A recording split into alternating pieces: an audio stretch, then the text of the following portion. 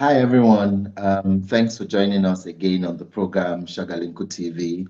My name is Ambassador Emmanuel Gabari, and yes, we're streaming live from Lagos, and it's been a couple of days here now.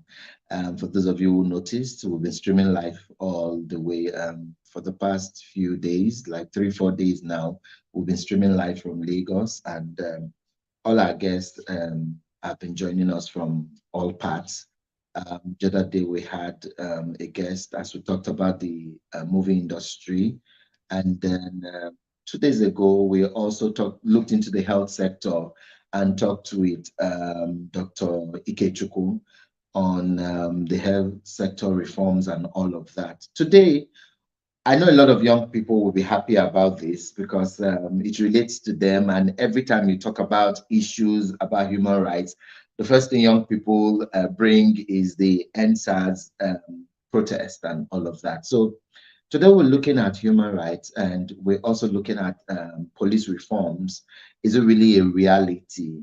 Sometimes when if you have people who live abroad or outside this country and you guys are interacting and there's something to do with any situation, they tell you go and sue or they are trampling on your human rights. I think Nigerians are becoming used to their human rights being violated, but that shouldn't be the case and all of that. And that's what we're looking at it today, particularly as post NSAS. What have we learned? Is police brutality still going on? I'm sure you have answers to those questions. So I have a guest here who will all look into human rights issues and then particularly look at the police reforms. His organization is doing so well in terms of all of that and making sure that CSOs, uh, the police and security agents are also being held accountable for their actions and all of that. Anyways, let me not waste too much time. I'll bring in my guest. His name is Mr. Emmanuel Ikule. Is the national coordinator of NOPRIN Foundation Lagos, and they're doing a whole lot. When you join us, do let us know where you're watching us from. Drop your comments in the comment section, and if you have questions for our guests, comments, recommendations, drop them on the comment section. We're streaming live from 3 destinations today from Shagalinku TV Facebook page, Shagalinku TV YouTube page, and also my personal page, Ambassador Emmanuel Kapari. Okay, so let me bring in my guest. He will tell us a little more about himself, and then we'll go on to have this interview. Good morning, Mr. Emmanuel. Good morning, Mr. Emmanuel, too. My namesake. How are you doing? I'm fine. We thank God. Well done for the Yeah. good work you have been doing. Yeah. Thank you so much. And thanks for joining us. You're a very busy person, crisscrossing all the length and breadth of Nigeria, trying to make sure that citizens' rights are protected and there's a connect, between citizens and security agents. So for those of our viewers who are first timers who might be watching you, who is Mr. Manuel? What do you do? Are there things we need to know more about you aside the first introduction that we did? Please do let us know. Okay. So, Mr. Emmanuel Ikule is first of all, a Nigerian working in the civic space. I have been working on issues of human rights, or I've been working in development sector. This is my 13th year. So, it's more like part of me. This is what I do for a living, and this is what I'll continue to do for the rest of my life because we exist to add value to human life. And I'm from Benue State. I'm proud of my place. Uh, I'm still single, but I hope that will change soon.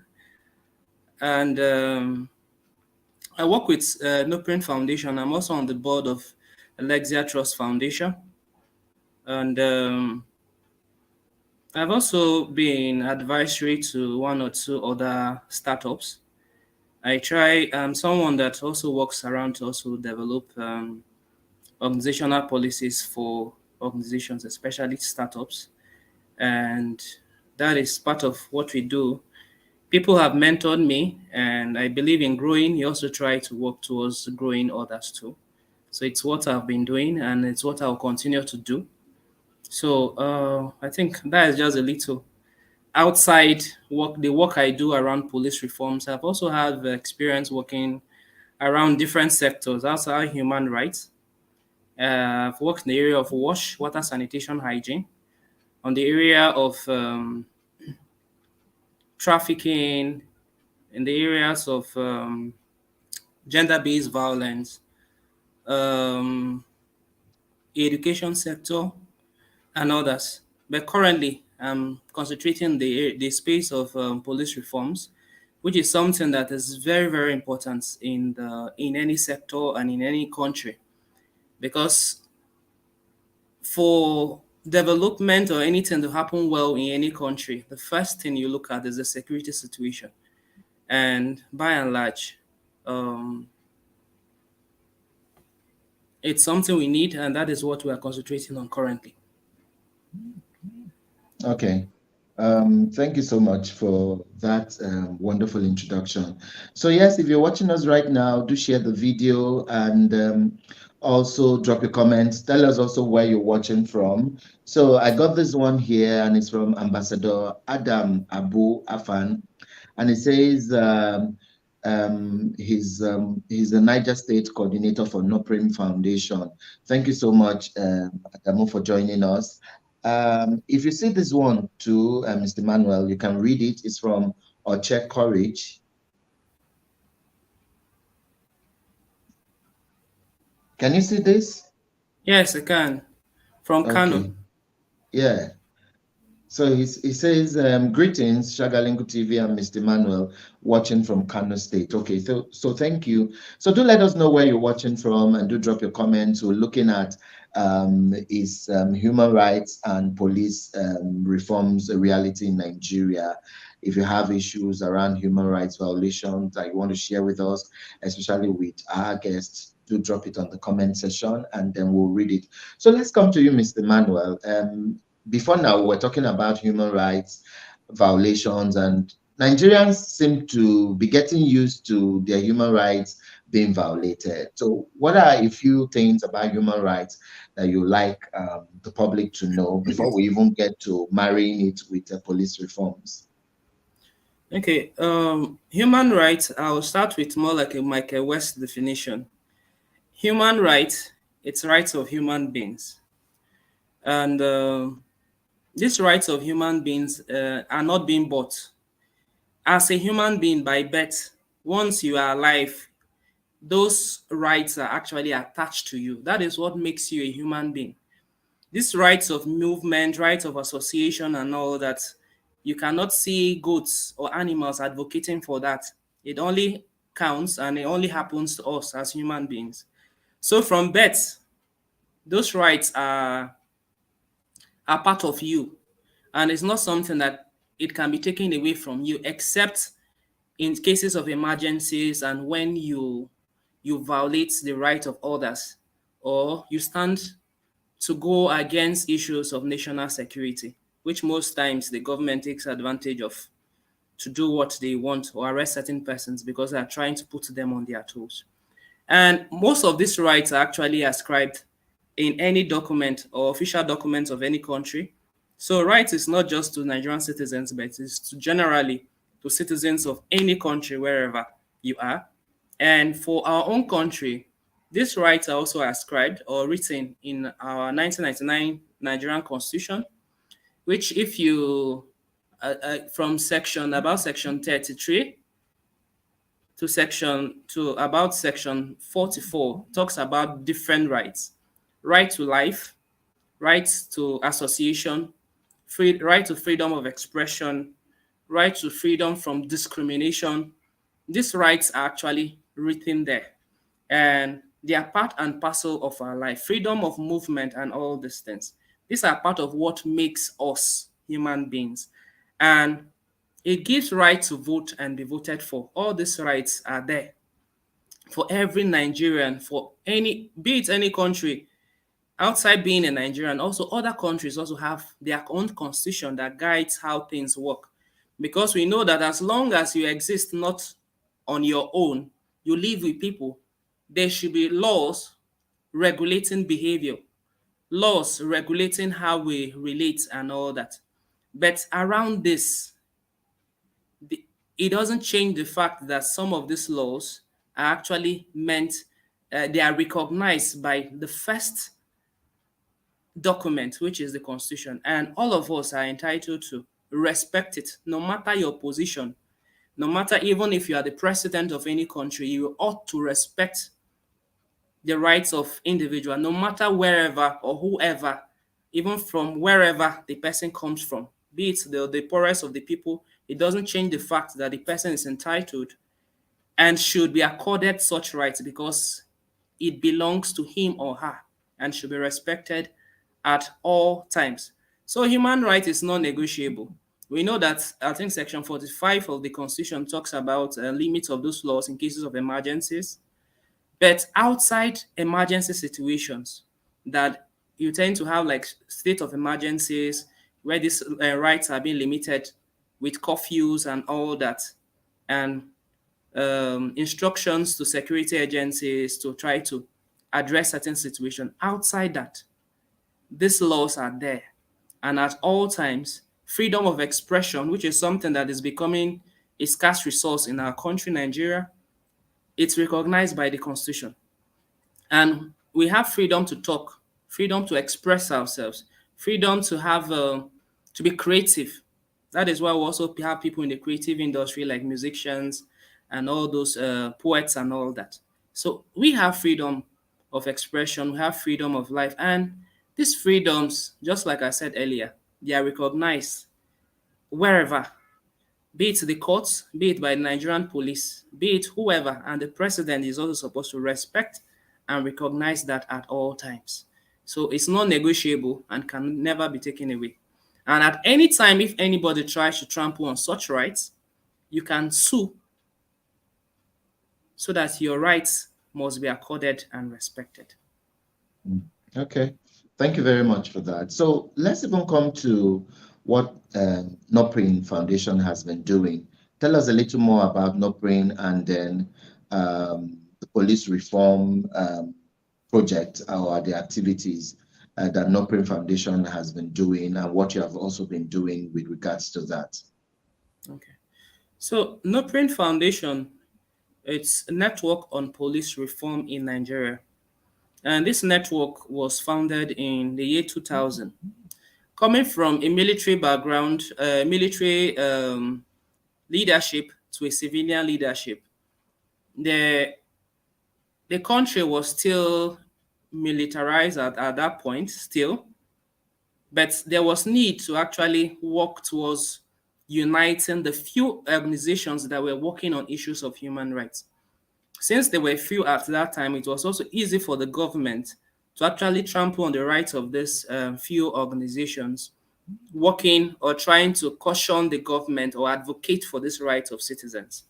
So since they were working in silos, it was so easy that the rights of person can be trampled upon, and you cannot just come in trying to defend such rights. So it was necessary now to have a united front in the form of a consortium or a network, a mother network that stands for all the existing human rights organizations at that time. So under the leadership of late Mr. Innocent Chukwuma, the network started with few organizations, Claim Foundation, among other persons at that time. And these organizations have existed. So from that 2000 till date, it's about 23 years. And currently, we have a network that is made up of 67 member organizations from all the 36 states of the country. We have member organizations in all the states. And all of these organizations are working towards adding value and defending the rights of citizens, and in particular, working on the areas of police reforms. So over these years, these 23 years, NOPRIN has done a lot towards having a better police and policing agencies in the country. From the way go, we started as a national network.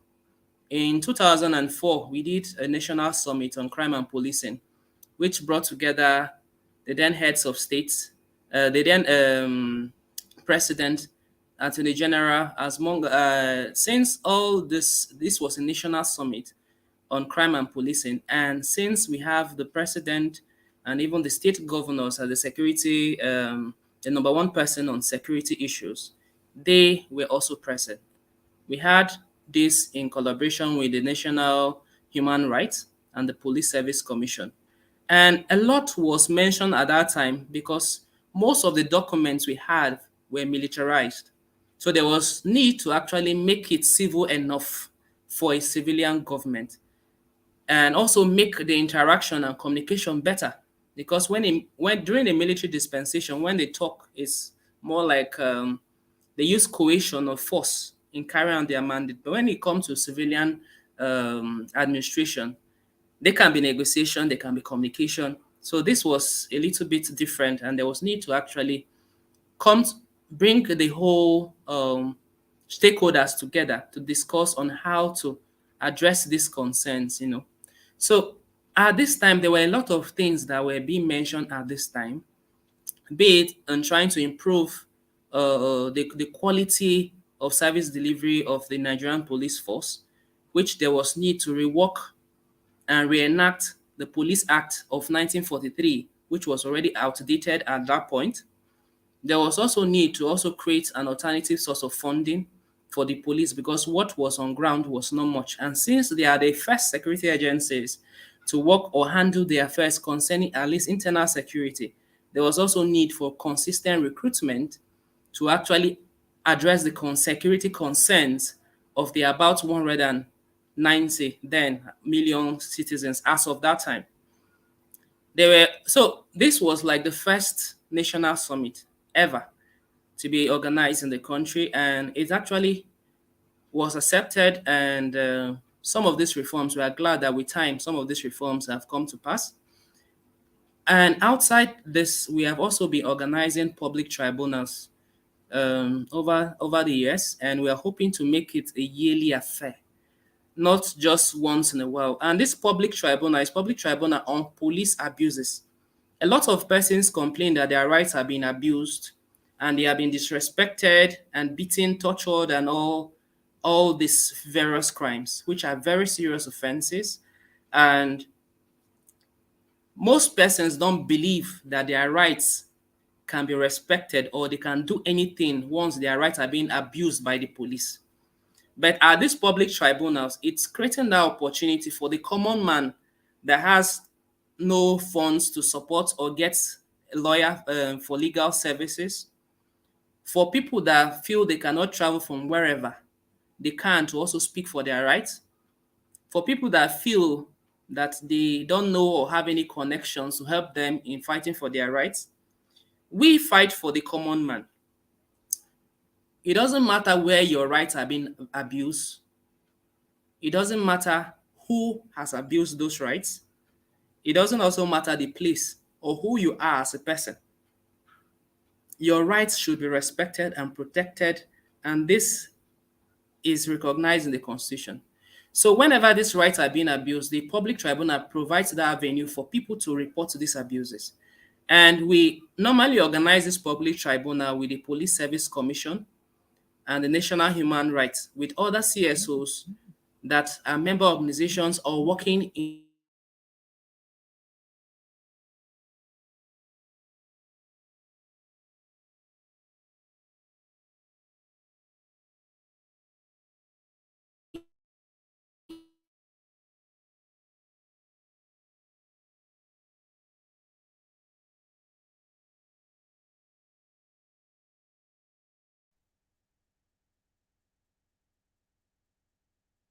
Hello, are you there? Okay, hello. we Yeah. can hear you now. Yeah. Okay. So we did this in the 6 geopolitical zones, and citizens came out to report to these concerns, and these abuses were documented. And I'm glad that a lot of persons, if they have been following the space, they'll understand that from last year till now, a lot of police officers have been dismissed because of their poor conduct. As a police officer, you are a representative of the government. You are the face of the government. People should feel safe. People should feel safe seeing you around them, not feel scared that their rights may be trampled upon by you. These are being a source of concern that these days people get scared of seeing police officers. Or when they see them, they feel the place is no longer safe because of issues of uh, um, uh, these issues of uh, how is it called again, where a lot of persons get shot for no reason, you know. Yeah. Yeah. Yeah, so that is one area that people can also have their rights respected and protected. We also organize youth and policing summit, which brought together, youth-led organizations, youth-based groups and associations, the police, the national human rights, media organizations together. Most times the police complain that the youths are not supporting their work, and they also complain that the media is talking bad about them. And then the citizens too don't have the contact to even relate with the police. So we brought them together last year, and something that we have been doing before.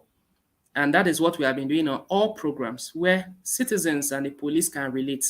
What are the gaps? What are the inadequacies, and how they can rectify this gap between them in communication that have been widening every day. And there was a lot of success since those programs. At least they were able to exchange contacts, and the feedback we have been getting is there have been better interactions now after such programs. So we also go about also issues of most times when we also receive these complaints about abuses, we don't just react on what you have reported. We actually also go into the field to carry out field visits. We also go about also doing researches, which we have done several times with different organizations, be it Amnesty International, uh, Musa Yaradua Foundation, among others, which are part of the things we have done recently to actually document those cases of abuses. Last year, also, we did something on photo exhibition on excessive use of force. People that have been affected at one time or the other because of poor conduct of officers, be it on torture. There are certain persons that have been tortured, and since then, they have been disabled from different countries until date. They are that way. They are suffering and no support from the government till date.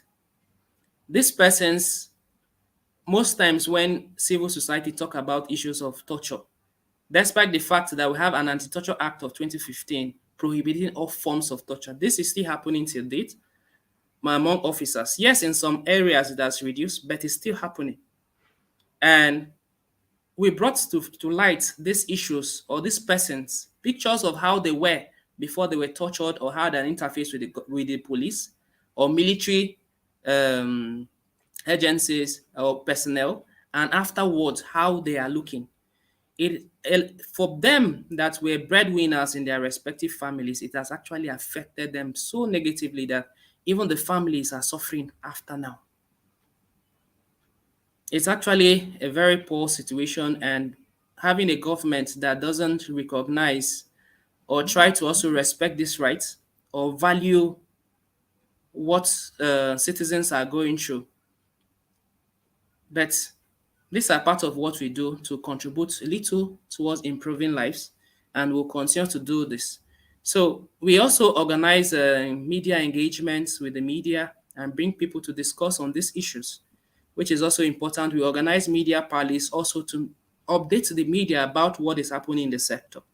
So these are engagements we normally have. We also advocate for rights of citizens. We also advocate for rights of police officers via the visits that we make at the contributions we make towards having improving their welfare, which is one of the our thematic areas, which is part of what we push towards having a police trust fund that provides for training and retraining of officers, um, refurbishment of their institutions and all that, which is part of what over the years we have been doing and will actually continue to do. We also do a lot in the area of capacity building. So currently, last year we also did a training on policing emergencies. We know that our officers are reactionary towards a lot. When things happen, that is when they react, and if there's protest, and then they react. But there are ways or mannerisms in handling this situation. So we did capacity building on policing emergencies and protest, particularly in Osun State for officers there. And it's something that we were looking forward to escalate and go to other states to see that this knowledge is being given to them. We also train the internal complaint mechanisms of the Nigerian police force, which are the, let me say that they are the police officers that police the police. So we also did that. And currently we are working towards, we had a little chat and a meeting with the Police Service Commission chairman, and it's something that we're looking forward to continue the conversation of a yearly public tribunal on police abuses. We have already started documenting cases of police abuses, so citizens can also report or send their reports on if their rights have been trampled upon by these officers to us, and we will work towards reporting with the Police Service Commission, and this case is coming up at the public tribunal. As well as the Youths and Policing Summit we did last year, we're looking at still having the same thing this year. We'll also be doing capacity building, which is something that we have started already, working with Hori Laws. We're working with Hori Laws in trying to build capacity officers on Administration of Criminal Justice Act, which started in Lagos in 2011, and then for the nation in 2015. So it's something that we'll continue to do. I see somebody asking about who to police the police. I was going to ask you that. She just took the words from my mouth. Yeah. So the internal complaint mechanism, we have the police complaint response units, which is people normally call them CRU, which is to me, I'll say the most vibrant. Then we have the X Squad, which is also in all states. We have the PCB, Public Complaint Bureau. We have the Provost Marshal. We have also the IG monitoring team. So these are internal complaint mechanisms. They are police officers within the system, but they also try to check issues of police brutality, extortion, or poor conduct or misconduct of officers. So they react to this report, and if they write this report, and if these officers are found wanting, they actually been dismissed from actually the service, which we have seen a lot recently. So in a summary or in a nutshell, that's the few areas, and we are looking at building on what we have been doing before, and we'll continue to do that. Okay, thank you so much. I was, Madam Rotkang Queenie just took those words out of my mouth, because when you talked about these are the police officers that police the police, that triggered something in me, because it had like a quote and all of that, and I was saying, okay, when this man finished talking, I will ask him who are these people. And luckily for us, one of our viewers asked that. So thank you so much, Madam Rotkang Queenie.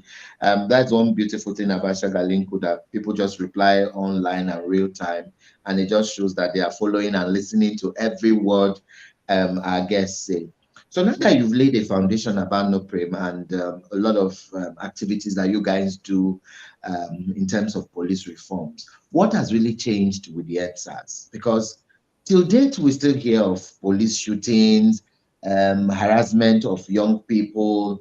Just the other time in Lagos, a pregnant female lawyer was also shot in the Lekki or Aja area. Then when we're trying to recover from that, another one happened, and another will happen, and some happen unreported. You know, you walk around all of this, and we know that for every one case that gets reported, maybe 5 or 10 would have gone unreported.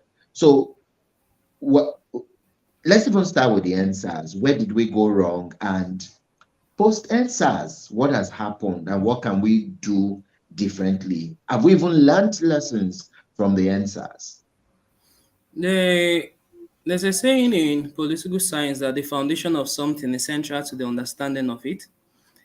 If you look at the police itself, you look at the quality of persons we recruit, you you start seeing shortfalls at that point where some of these persons uh, are not of good conduct, because we have gotten reports where some persons that are referred from communities to the police are people that actually are not of good character.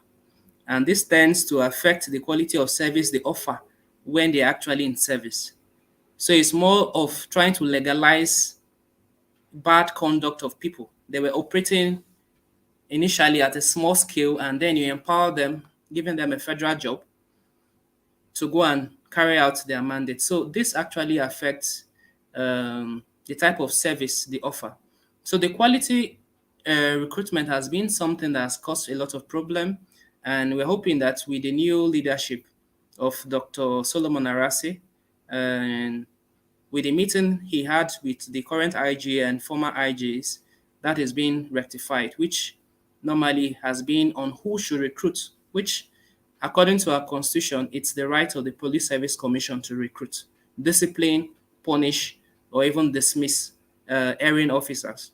And so, if with that being worked upon, we know that the issues of recruitment, because even when we had the meeting, I actually also reminded them the need to have use the same criteria or good criteria, clear-cut criteria for recruitment, so that people know that they're recruited not based on where they are coming from or based on competence.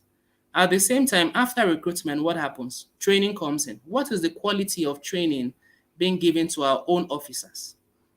The duration of this training, is it good enough? Are they being trained on the laws we have in the country?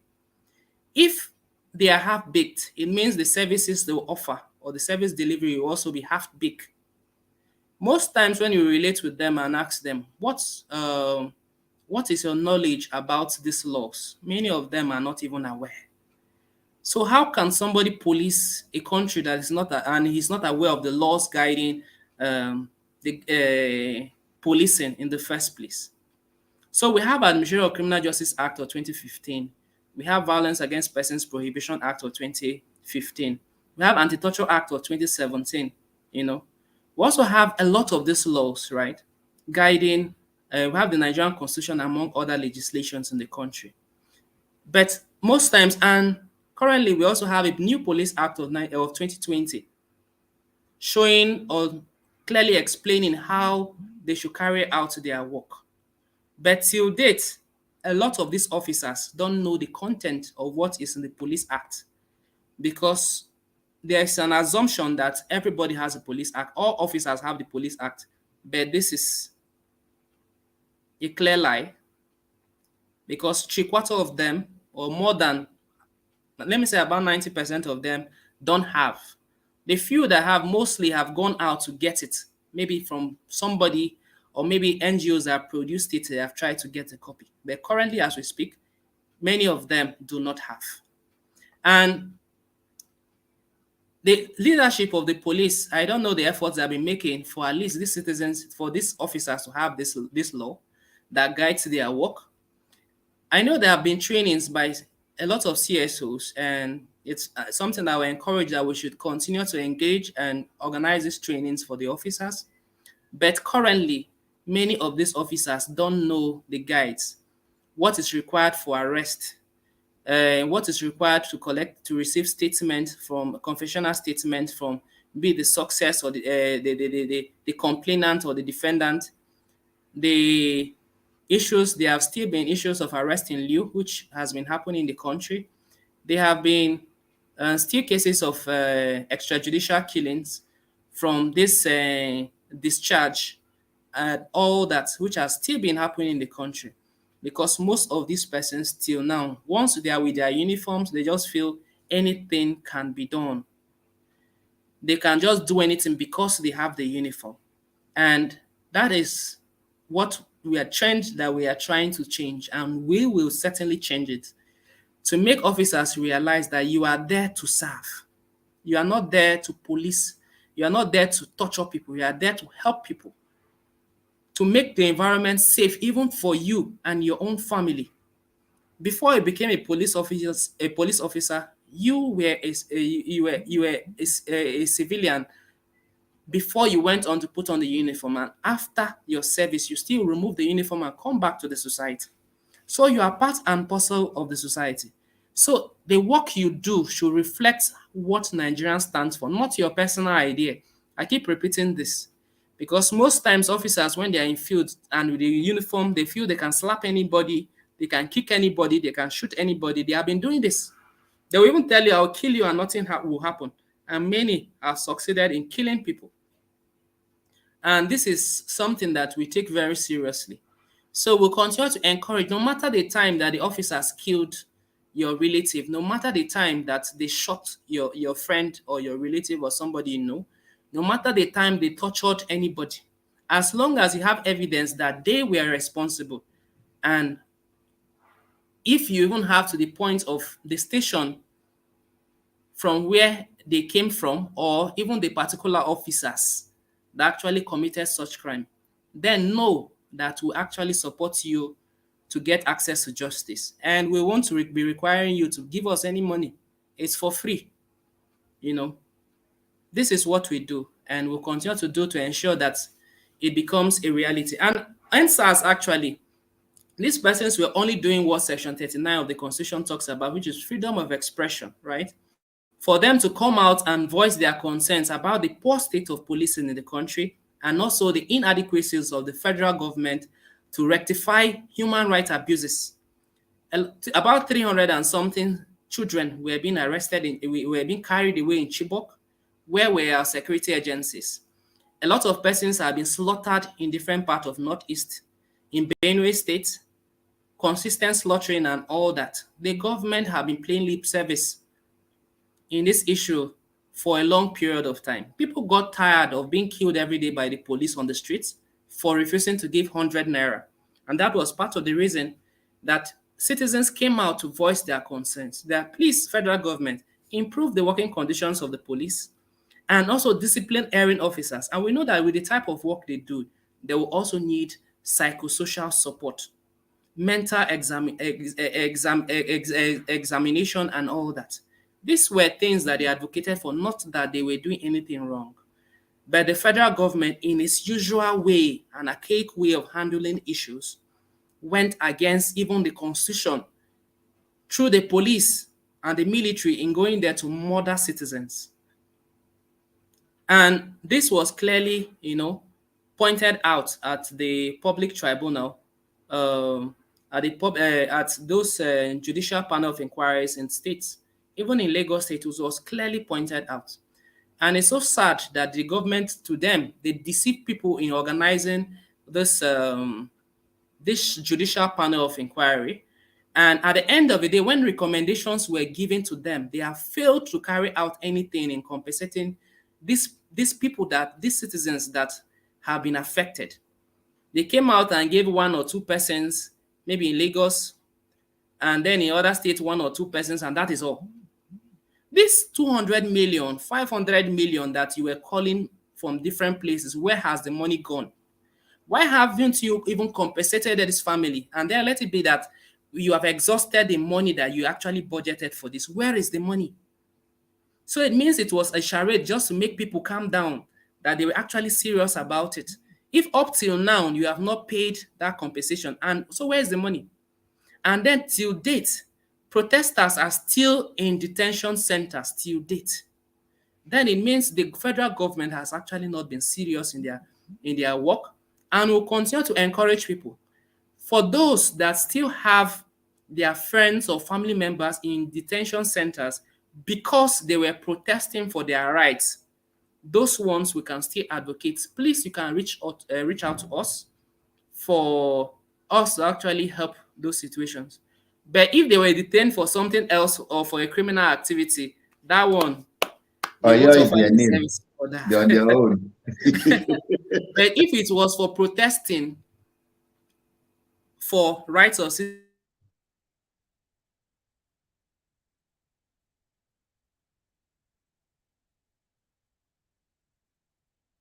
Okay. I think our guest has gone off again. So,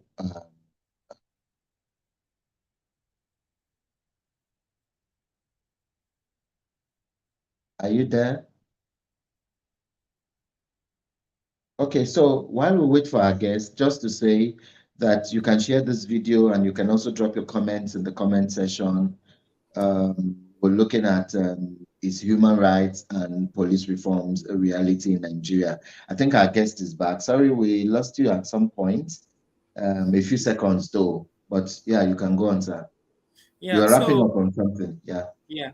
So for those that have actually been abused and those that their rights have been trampled upon, or people that still have their friends, family members in detention centers, they can still reach us, and we'll see how and what we can do to actually help them come out of those detention centers. Sometimes people have these concerns, but they are scared of coming out, and maybe they are scared of even reaching out. But you can see my name there. You can chat me on Facebook or wherever. I think my number is even attached to my Facebook and stuff. Or even on Twitter, you can Google NOPRIN Foundation on Twitter or Instagram or any of those pages. Just chat us wherever you are that you have this issue, and we will work towards playing our part to ensure that these rights are respected. We all have a role to play, and this is our own way of contributing towards ensuring that these rights are respected at all times. Okay. So I'll quickly read some of the messages here as we begin to wrap up. Um, This one is from Ambassador Adam Abuafan again. It says, I like to use this privilege to comment on the issues of security challenges, escalation, and human rights violation in Niger State, most especially the security challenges, banditry, and kidnap activities continue to escalate in Niger East Senatorial District, and people continue to see the fault of the government and security agency. With this member of CSO and journalists need to put more effort in calling the attention of government to put an end to these activities in Niger State. Thank you so much. Do you have any response for that? We have commented on a lot of issues before now, and we'll continue to remind people. There are a lot of issues happening in the country, and the government is also deliberately overlooking some of these issues because of selfish reasons. But let me put it out here. There are lots of minerals being discovered in the north, a lot of minerals. And the government is benefiting from this, and certain persons are benefiting from this. That is why this crime or criminals will continue to be in the north, northeast, northwest, or even north central, because of having for them to create a chaos or create a problem, and in that problem they will benefit from it. So in places where minerals have been discovered in Nigeria, I'll state this clearly, most times they'll find a way to drive citizens, or bandits will come and then try to kill people, and when they run away, those places, people find a way, and then you start hearing people not to go around those areas that is not safe, and then things keep happening. People are coming the night to actually get this. We keep getting reports like that. So this is something that I want to encourage us at the level of your community. Before this issue of police being available in all states and all communities and all districts, there was a time where the communities were policing themselves. At the level of your communities, come out and advocate also for when you discover that your rights are being violated. Also at those levels, also you have a role to work with your divisional police or your station close to you. The police alone cannot do that. If the community is in synergy with the police in that particular area, or the security agencies in that particular area, there will be hardly anything that they cannot be able to achieve. So in situations also that you discover that mineral have been discovered in your state and in your area, that the mineral have been discovered, there have really been attacks on you. Know very well it's because of that mineral.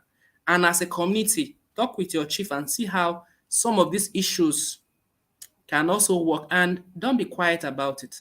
Talk about it. When you talk about it, some of us cannot escalate it. Don't be hiding. Come as a community and say something.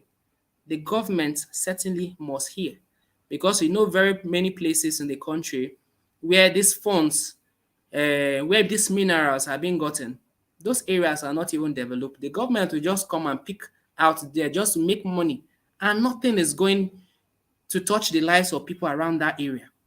This is the Nigerian reality we have. Nigeria is like the richest country in the world. We have the highest number of minerals than any country in the world, and just one. Other countries have just one. They are very comfortable.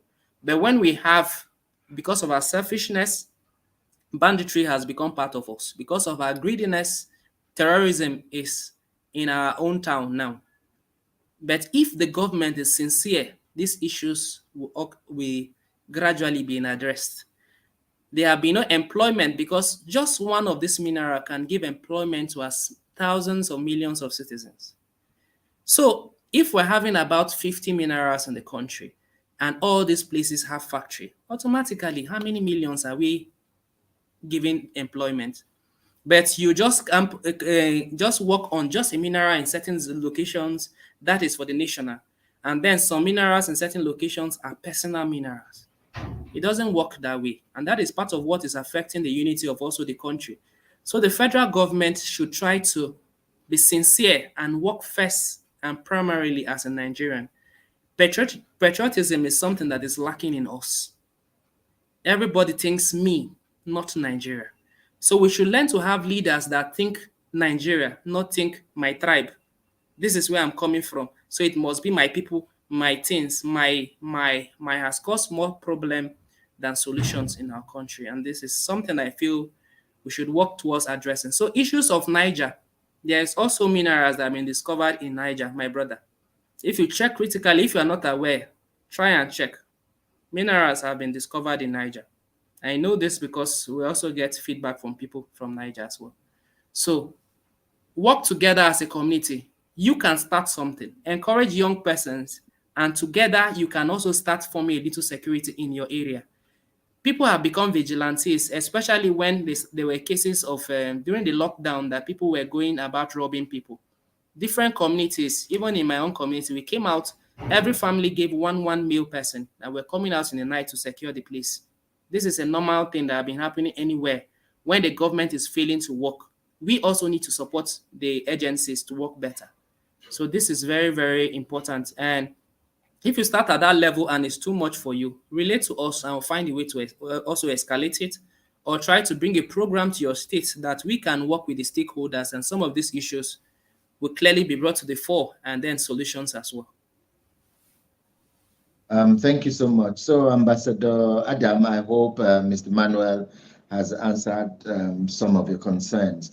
I'll quickly read one more message and then we'll be wrapping up. It's from Madam Rotkan Kweni again. It says, thanks for the good work, free legal representation. And that's going out to you, Mr. Manuel. What do you have to say? I don't know whether she's actually telling us that she'll offer free legal representation for us or that she's requesting for it.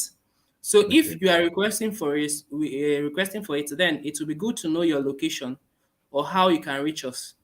So just as I said, you can drop your contact or your email if you need our help. Or you can reach to Shagalinko TV and they will get back to us on how we can actually help or reach out also to you. So some of those issues is so that we can be able to communicate better, and issues like that you can report directly to us as well. Okay, thank you. I have so many questions I would really have loved to ask you, but time is really going. But I know, just promise us here live that you will oblige us when we call you again, because you're always a busy person, though. Even this one we got you today is a miracle. So I will always say thank you for the good work you have been doing, and we need all of us to work.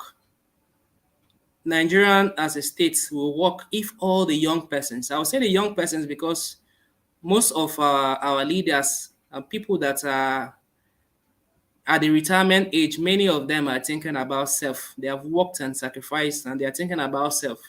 And that self is causing problem to the country. We are the ones still waiting for 30 more years or 35 years to work.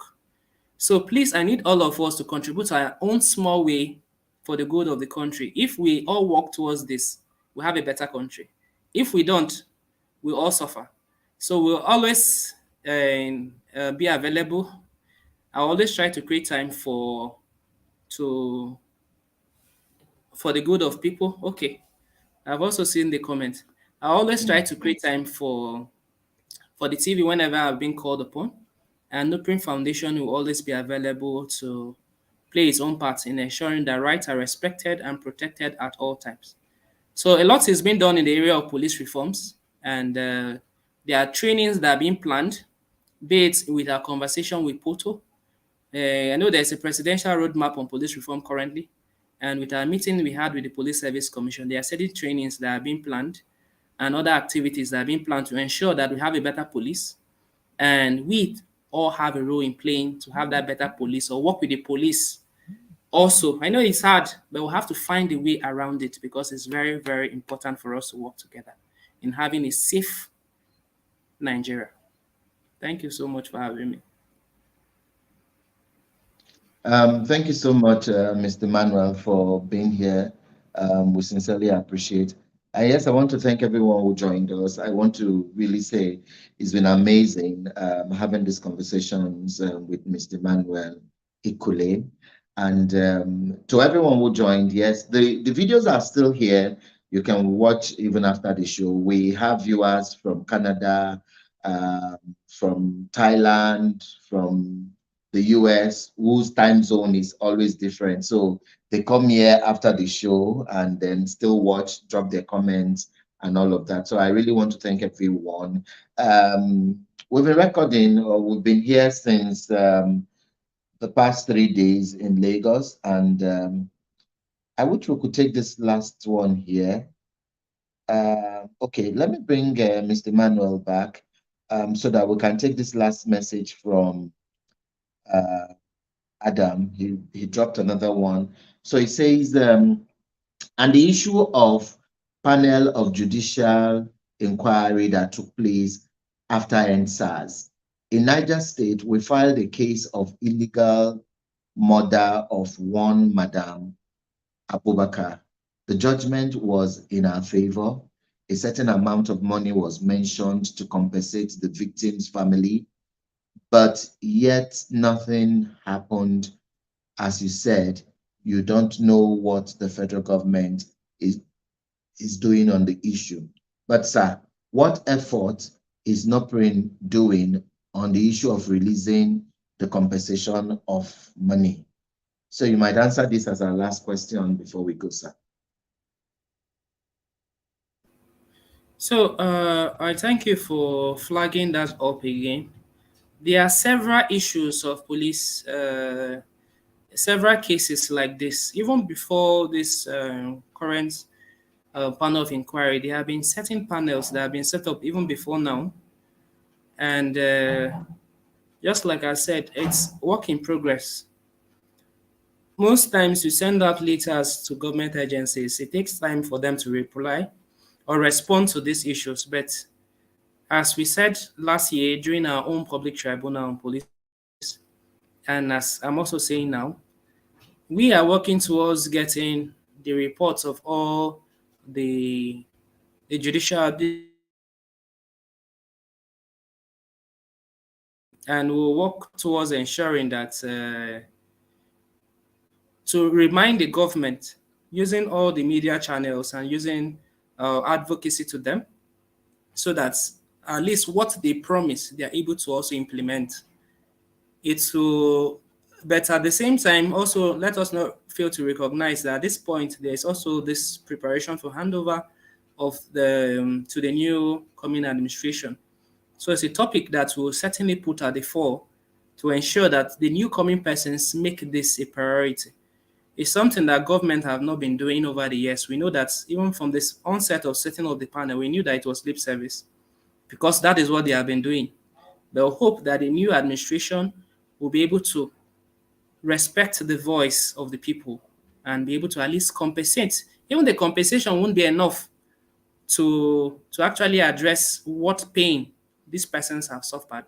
But I know that that will be a little, but at least the government should do it. And we'll push towards ensuring that that is done. Okay, thank you so much. Before you go, we have a tradition of letting our guests use a minute or two to greet their support mechanisms. We know that whatever they are achieving or whatever activities they are doing that is going smoothly couldn't have been achieved alone by them.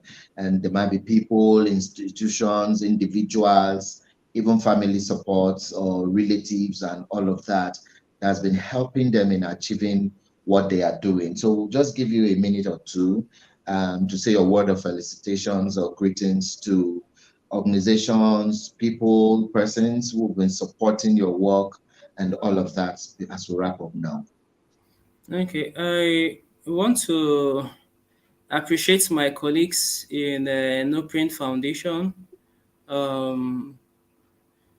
My colleagues, also the coordinating committee and the board of NOPRIN Foundation for the opportunity to be able to add value to lives. I also appreciate also the leadership of Alexia Trust Foundation, Dr. Rafatayo, and